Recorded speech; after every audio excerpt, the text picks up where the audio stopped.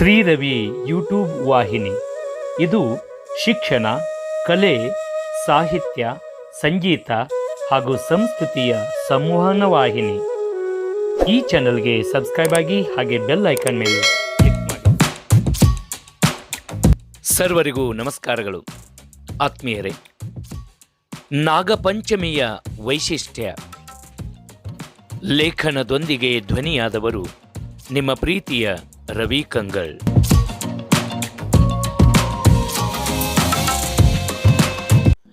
ಭಾರತೀಯ ಸಂಸ್ಕೃತಿಯಲ್ಲಿ ಆಚರಣೆಯಲ್ಲಿರುವ ಪ್ರತಿಯೊಂದು ಹಬ್ಬಗಳು ತನ್ನದೇ ಆದ ಮಹತ್ವದೊಂದಿಗೆ ಪೌರಾಣಿಕ ಮತ್ತು ವೈಜ್ಞಾನಿಕ ಹಿನ್ನೆಲೆಯನ್ನು ಹೊಂದಿವೆ.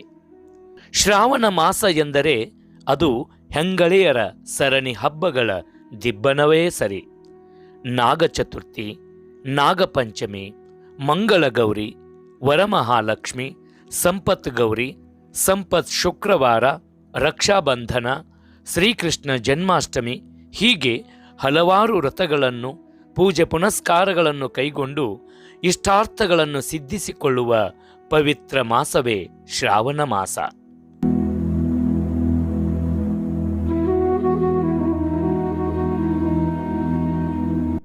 ಪಂಚಮಿ ಹಬ್ಬ ಉಳಿದಾವ ದಿನನಾಕ, ಅನ್ನ ಬರಲಿಲ್ಲ ಯಾಕ ಕರಿಲಾಕ ಎಂಬ ಆನಂದ ಕಂದರ ಜನಪದ ಶೈಲಿಯ ಈ ಕವಿತೆಯ ಸಾಲು ನಾಗರ ಪಂಚಮಿ ಹಬ್ಬದ ವೈಶಿಷ್ಟ್ಯತೆಯನ್ನು ಸಾರುತ್ತದೆ.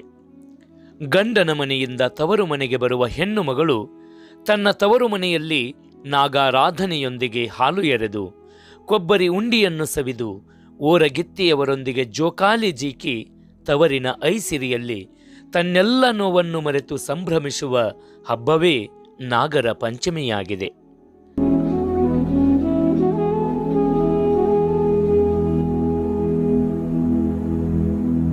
ಈ ನಾಗರ ಪಂಚಮಿ ಹಬ್ಬಕ್ಕೆ ಬಹಳ ಕುತೂಹಲಕಾರಿಯಾದ ಪೌರಾಣಿಕ ಹಿನ್ನೆಲೆಯ ಕಥೆಯೊಂದಿದೆ. ಪರೀಕ್ಷತ್ ರಾಜನಿಗೆ ಋಷಿಶಾಪದಿಂದಾಗಿ ಸರ್ಪದಿಂದ ಸಾಯುವ ಸಮಯ ಬರುತ್ತದೆ. ಆಗ ಅವನ ಮಗ ಜನಮೇಜಯನು ಕೋಪಿಷ್ಠನಾಗಿ ಸರ್ಪಸತ್ರ ಮಾಡಿಸುತ್ತಾನೆ. ಅದರಲ್ಲಿ ಅನಂತ, ವಾಸುಕಿ, ಶೇಷನಾಗ, ಪದ್ಮ, ಕಂಬಳಿ, ಕಾರ್ಕೋಟಕ, ಅಶ್ವತಾರ, ಧೃತರಾಷ್ಟ್ರ, ಶಂಖಪಾಲ, ಕಾಲಿಯ, ತಕ್ಷಕ, ಪಿಂಗಳ ಇತ್ಯಾದಿ 86 ಪ್ರಭೇದಗಳ ಸರ್ಪ ಸಂಕುಲ ನಾಶ ಆಗುತ್ತದೆ. ಅದಲ್ಲದೆ ಅರ್ಜುನನ ಕಾಂಡವ ದಹನದಲ್ಲೂ ಕೂಡ ಸರ್ಪಗಳು ನಾಶವಾಗುತ್ತವೆ. ಇದು ಕೇವಲ ಕೃತ್ಯ ಮಾಡಿದ ವಂಶಕ್ಕೆ ಮಾತ್ರವಲ್ಲ, ಇಡೀ ದೇಶಕ್ಕೆ ದೋಷವಾಗುತ್ತದೆ. ಇದಕ್ಕಾಗಿಯೇ ಋಷಿಗಳು ಪರಿಹಾರಾರ್ಥವಾಗಿ ನಾಗಾರಾಧನೆ ಮಾಡಲು ಹೇಳುತ್ತಾರೆ ಎಂಬ ಪ್ರತೀತಿ ಇದೆ.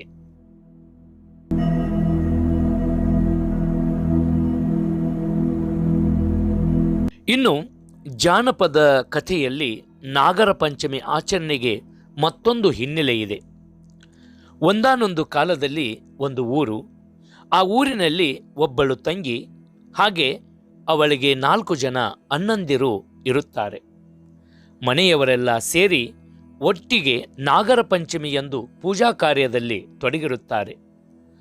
ಆ ಸಮಯದಲ್ಲಿ ಅಲ್ಲಿಗೆ ನಾಗರ ಹಾವೊಂದು ರಭಸದಿಂದ ಬಂದು ಆ 4 ಜನ ಅಣ್ಣಂದಿರನ್ನು ಕಚ್ಚಿ ಬಲಿ ತೆಗೆದುಕೊಳ್ಳುತ್ತದೆ. ನಂತರ ಆ ತಂಗಿಯು ಅಣ್ಣಂದಿರನ್ನು ಕಳೆದುಕೊಂಡ ನೋವನ್ನು ತಡೆಯಲಾರದೆ ಆ ನಾಗರ ಹಾವಿಗೆ ಪರಿಪರಿಯಾಗಿ ಬೇಡಿಕೊಳ್ಳುತ್ತಾಳೆ. ನನ್ನ 4 ಜನ ಅಣ್ಣಂದಿರಲ್ಲಿ ಒಬ್ಬರನ್ನಾದರೂ ಬದುಕಿಸಿಕೊಡು, ನಾನು ಯಾರನ್ನೂ ಅಣ್ಣ ಎಂದು ಕರೆಯಲಿ ಎಂದು ಕಣ್ಣೀರಿಡುತ್ತಾಳೆ. ತದನಂತರ ಆ ನಾಗರ ಹಾವು ಅಣ್ಣ ತಂಗಿಯರಲ್ಲಿನ ಬಾಂಧವ್ಯವನ್ನು ಅರಿತು ಆಕೆಯ ಮಾತಿಗೆ ಸಮ್ಮತಿಸಿ ಅಣ್ಣಂದಿರ ಬಳಿ ಬಂದು ಒಬ್ಬ ಅಣ್ಣನನ್ನು ಪ್ರಾಣಾಪಾಯದಿಂದ ಕಾಪಾಡುತ್ತದೆ. ನಂತರ ಅಣ್ಣ ತಂಗಿ ಇಬ್ಬರೂ ಸೇರಿ ನಾಗರ ಪಂಚಮಿ ಹಬ್ಬವನ್ನು ಬಹಳ ಸಂಭ್ರಮದಿಂದ ಆಚರಿಸಿದ ಹಿನ್ನೆಲೆಯಿಂದ ಇಂದಿಗೂ ನಾಗರ ಪಂಚಮಿಯನ್ನು ಆಚರಿಸುತ್ತಿದ್ದೇವೆ ಎಂಬ ಜನಪದ ಈ ಕಥೆ ನಮಗೆ ಸ್ಪಷ್ಟಪಡಿಸುತ್ತದೆ.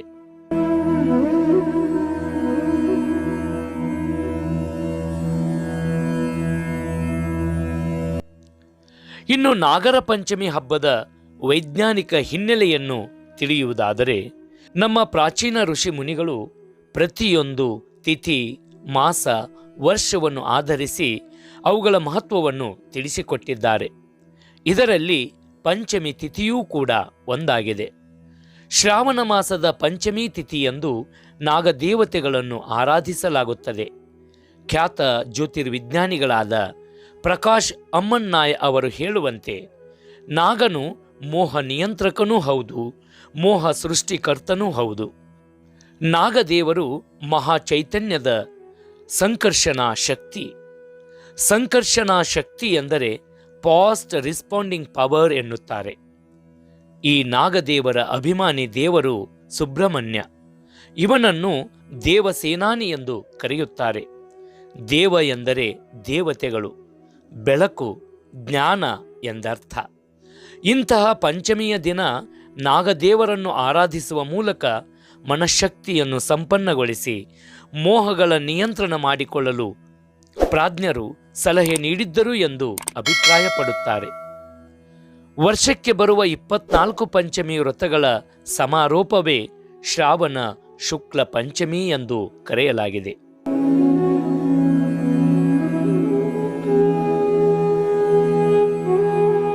ಈ ದಿನದಂದು ಪ್ರತಿಷ್ಠಾಪನೆ ಮಾಡಿದ ನಾಗ ಸಾನ್ನಿಧ್ಯ ವನಗಳಲ್ಲಿ ಇರುವ ನಾಗಶಿಲೆಗೆ ಪಂಚಾಮೃತ, ಗೋಕ್ಷೀರ, ಜಲಾಭಿಷೇಕದ ಮೂಲಕ ಶುದ್ಧ ಅಭಿಷೇಕ ಮಾಡಿಸಿ ಗಂಧ, ಚಂದನ, ಅರಿಶಿನ ಲೇಪಿಸಿ ಪುಷ್ಪಾಲಂಕಾರ ಮಾಡಿ ಕಲ್ಪೋಕ್ತ ಪೂಜೆ ಮಾಡುವ ಸಂಪ್ರದಾಯವಿದೆ. ಗೋ ಎಂದರೆ ಭೂಮಿ ಎಂಬ ಅರ್ಥವೂ ಕೂಡ ಇದೆ. ಅದನ್ನು ಗೋವಿನ ಕ್ಷೀರದೊಂದಿಗೆ ನಾಗಶಿಲೆಯ ಅಭಿಷೇಕದ ಮೂಲಕ ಭೂಮಿಗೆ ಸಮರ್ಪಿಸಿದರೆ ಮಾನಸಿಕವಾಗಿ ಮೋಹ ನಿಯಂತ್ರಣವು, ಲೌಕಿಕವಾಗಿ ಭೂಮಿಯ ಫಲವತ್ತತೆಯ ವೃದ್ಧಿಯೂ ಆಗುತ್ತದೆ ಎಂಬ ನಂಬಿಕೆಯ ಹಿನ್ನೆಲೆಯಲ್ಲಿ ಈ ಹಬ್ಬವನ್ನು ಆಚರಿಸಿಕೊಂಡು ಬರಲಾಗುತ್ತಿದೆ.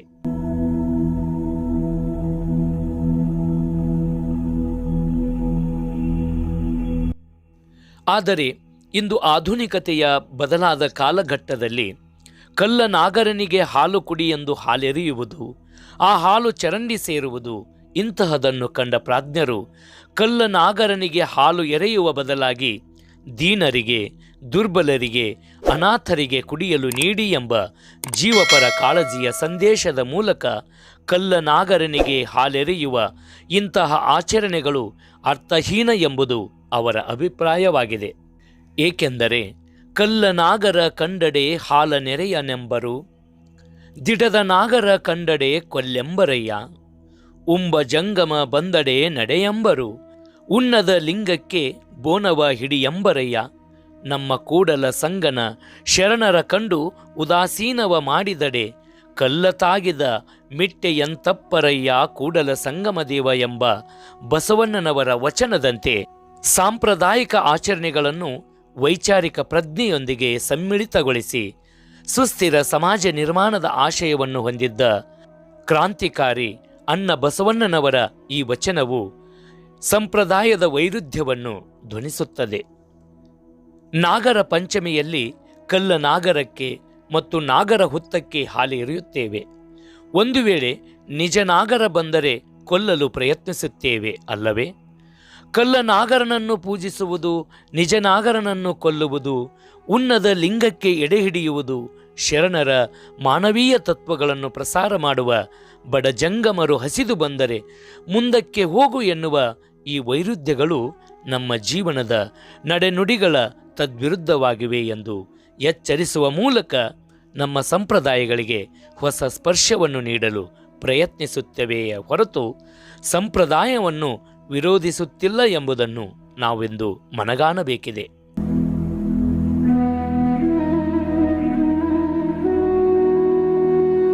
ಒಮ್ಮೊಮ್ಮೆ ನಮ್ಮ ಆಚಾರ ವಿಚಾರ ಸಂಪ್ರದಾಯಗಳು ಆಧುನಿಕತೆಯ ಸ್ಪರ್ಶದಲ್ಲಿ ನಲುಗಿ ಹೋಗುತ್ತಿವೆ ಎಂದೆನಿಸುತ್ತದೆ.